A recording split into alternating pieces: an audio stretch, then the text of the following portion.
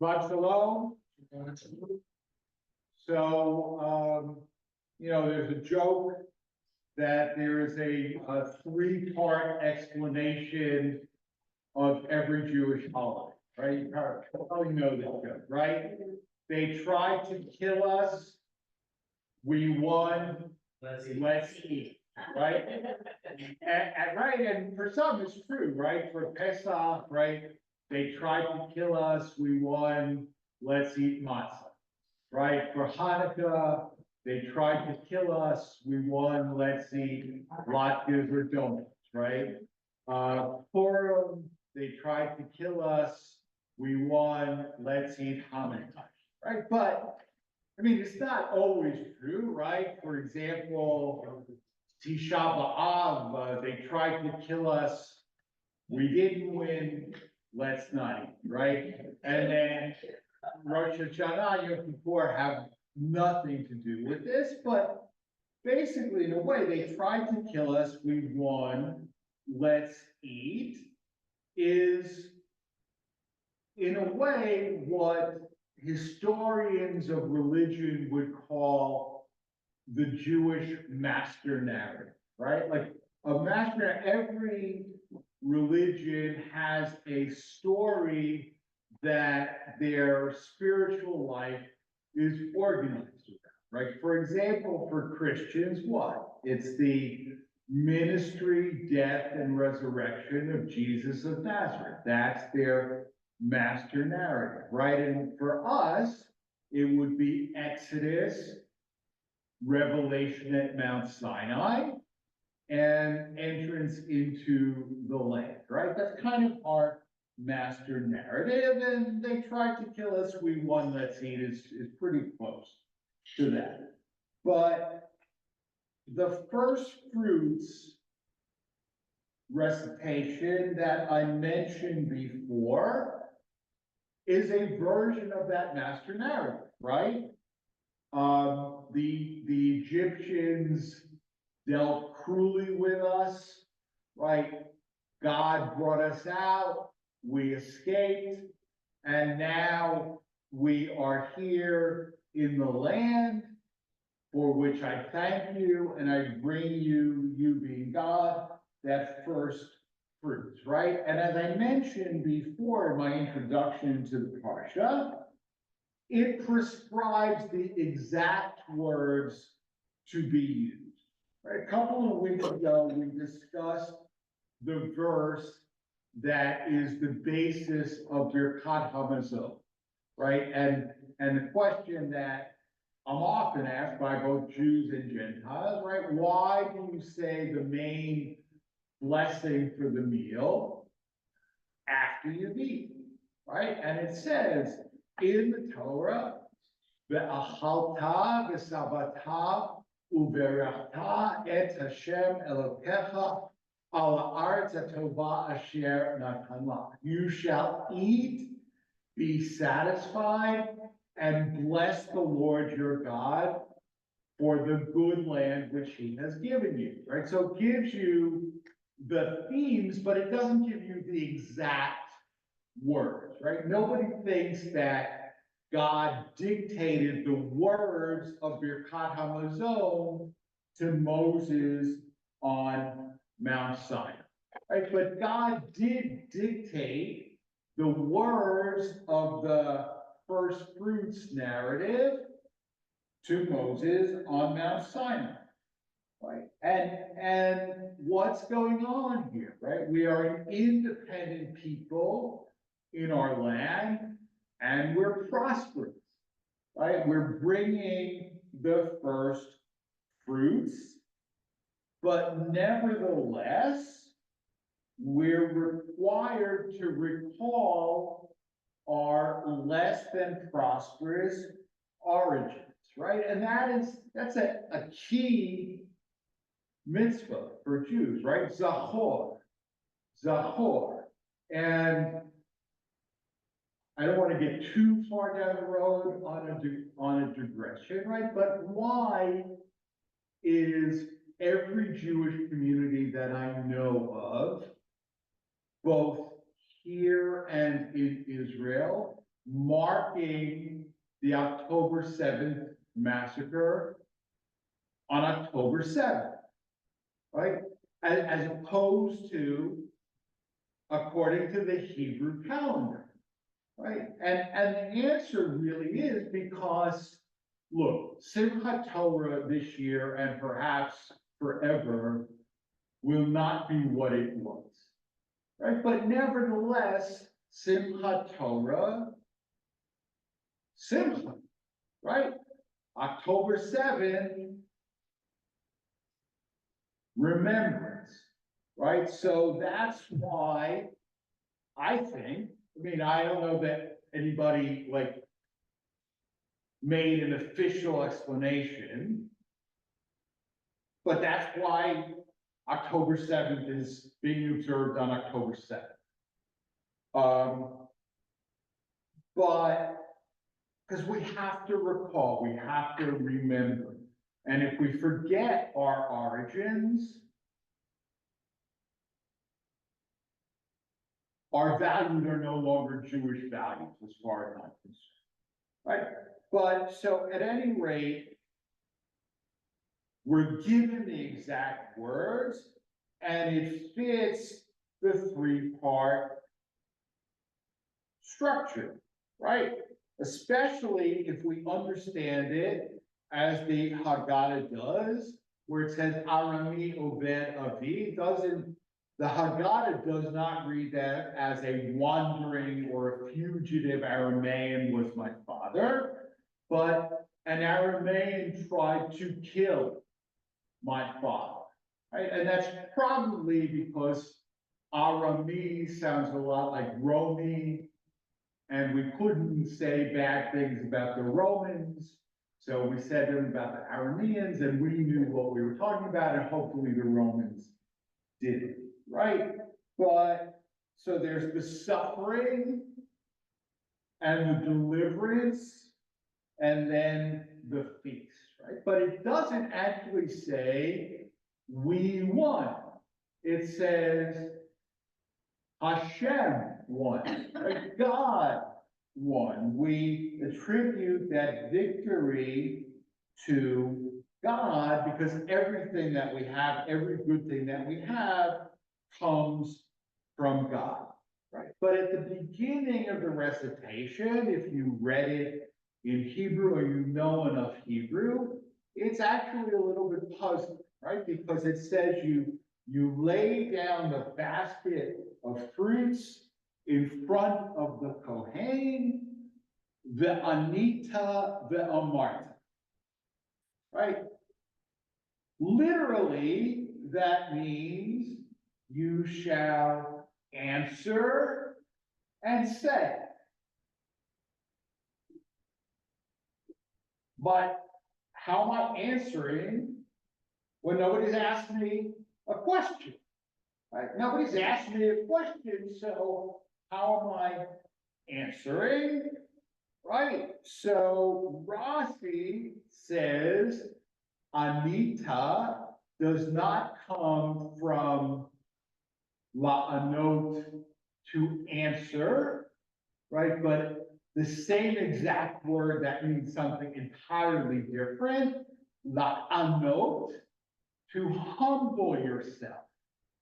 Okay, so it's not you answer and say, but you humble yourself and you say, but you humble yourself and you say this, but you say it in a loud voice, right? And then there's a commentary on the commentary. Rabbi Yecheskel Kuzmir, the more a person submits to God, the louder he is able to raise his voice and be heard. I mean, God doesn't listen to the people who beat their chest all the time and declare themselves the smartest and the strongest and the richest, right? God listens to the voices of the humble. And Therefore, the humble are able to become strong, right? And this is the recitation. In fact, a friend of mine, a former coworker of mine, wrote her PhD thesis on precisely this dynamic in many, many of the Psalms as well, right? Because it says in that paragraph, the first fruit paragraph, V'nitzak el Adonai, v'yishma Adonai et kolim. Right, we cry out to Adonai, the God of our fathers, the God of our ancestors, and Adonai heard our plea. Right, and you have that in the Psalms over and over and over. Right, I cried out to the Lord, and He answered me. It's in the Haggadah as well, right? Because that recitation is the skeleton, right, on which the rest of the flesh of the Haggadah is hung, right? I cried out to the Lord and He answered me. Right? But there's a question, and the commentators ask it, particularly about the Exodus story. Right, we cried out to the Lord, and God rescued us. God knows everything. Right, God knows everything. Does God not need? Does God need you to say, hey, God, got a problem here. How about a little help? Right? God doesn't know that you need help unless you cry out to Him, right? So why is that necessary? Yeah, Mike. Recognizing God's authority. Recognizing God's authority. So God is like the 5-year-old who says, you want the lollipop? I'll give you the lollipop, but you gotta ask nicely. Right? Maybe. You know, it's certainly, I mean, not a guy I particularly like, but could be, yeah. Well, I have a little bit of a different question. You said everything good comes from God. But where does everything bad come from? Doesn't that also come from God? Maybe. I mean, look, you've asked a really good question, right? And that is called the problem of theodicy, right? And I mean, the sages were surely aware of it. They called it the problem of Sadiq Virala Rasha Vitov. A righteous person, but things go bad for him. A wicked person, things go well for him. And many historians of religion would say that's where the whole idea of the afterlife came in, right? Because we know that things aren't always fair, always the way they should be in this life. So it'll be fixed in the afterlife. Yeah.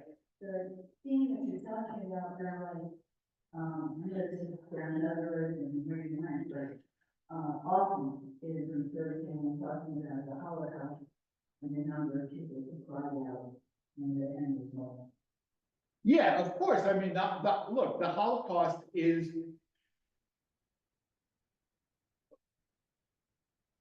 for many people, and I have to say for myself, right? It is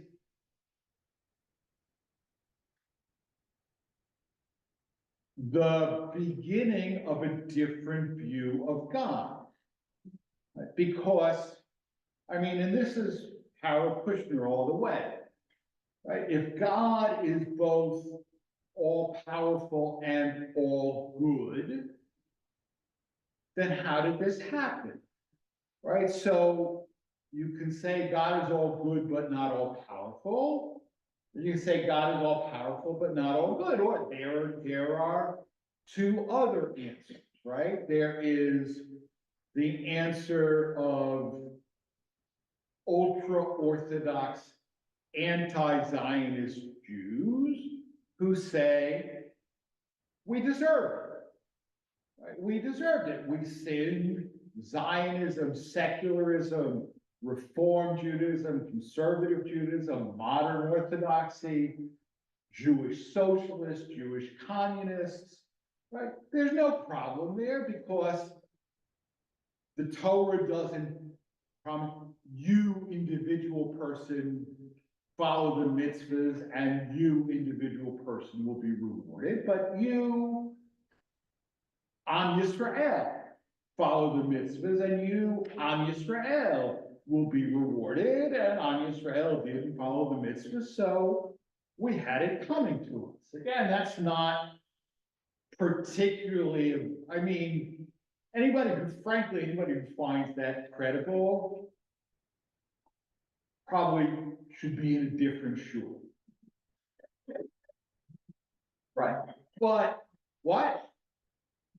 But there's, and then there's another explanation, which is, I mean, there's two different forms of this, right? It's true the Holocaust was terrible, but as a result, we have Israel, right? Which, to me, I mean, talking about master narratives is deeply problematic because that's a Christian motif. It's not a Jewish motif, right? The Christian motif is death and resurrection. If you say the Holocaust was a necessary precursor to the, aside from being historically wrong, because Zionism didn't start in 1939 or 1945, but it's Christian, death and resurrection. And if that's our new master narrative, then we're a different religion, right? And that is my PhD thesis that I never wrote. But so people say that, well, you know what? We don't understand what God does, and it does seem to us that this was bad, but maybe really it was good. Well, that's a little bit more sort of, there's some more humility there, right? But I remember I had actually like a great aunt or something. You know how like your extended family, you have people who are related and you know they're related, but you don't know exactly, right? But she was the age of my grandparents, and she lived in Jerusalem, and she was a concentration camp survivor. And she had lived in Israel, I don't know, 20 plus years by that point, and never really knew Hebrew all that well. But she said to me one day, she said, "Shehayiti b'machaneh," right, when I was in the concentration camp, Marti, I said, "Ein Elohim," right? No God. There's no, and what, you're gonna argue with her? I mean, I could say, yeah, but you survived. And she could say, yeah, well, but what about all my brothers and sisters and my parents who did? Right? So, so that's a real problem of theodicy. Right? So, you know what? I got on a tangent. It's okay. I could like try and drive the bus back to where I intended it to be, or I could just, drop it here, which is fine. But really, I mean, and in my theology classes, I've discussed that. The problem of theodicy is a big problem, and it's one of the reasons that for the overwhelming majority of Jews, right, that idea that God is all powerful and all good is a very difficult one. And, you know, many of us resolve it by not thinking about it, okay? And there's a lot to recommend that strategy. There's a lot to recommend that strategy, right? I mean, if you are, I mean, we don't have too many survivors around anymore, but if you are a second or a third generation, not thinking about it is really hard. And if you're somebody like me, not thinking about, I've had relatives, but not, you know, my parents or grandparents, it's really hard. But that has really, I think, in many ways changed the face of Judaism, and it's something that we haven't really grappled with, right? We haven't really grappled with, and you know, especially now, I mean, we're still all traumatized, right? We're still all traumatized.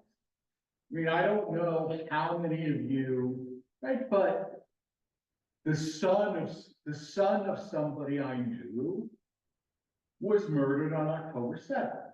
Right? The grandson of one of my favorite professors in rabbinical school, and that professor was a Holocaust survivor, right? And then he came to the States and he got his PhD, and then his daughter made Aliyah, and right, Israel established freedom, safety. And I mean, he passed away a few years ago, but now his grandson is murdered. Why? Because he was a Jew living in Israel. Right? So we're all traumatized. Right? We're all traumatized. I mean, let me ask this question. I said I was going to wrap up, but and this really is it. I mean, but do another one of my famous surveys. Okay. If anyone had said to you that on October 8th, they would still be fighting on September 21st, would anybody have found that believable? You just, yes? Okay. At Kiddush, okay, but for the rest, what? But for the rest of us, Shabbat Shalom, and we'll continue with the Musaf service, Kaddish before Musaf, 155 or 428, Musaf Amidah, beginning on the next page, say the first two pages together through the Kedusha, and then conclude individually, clear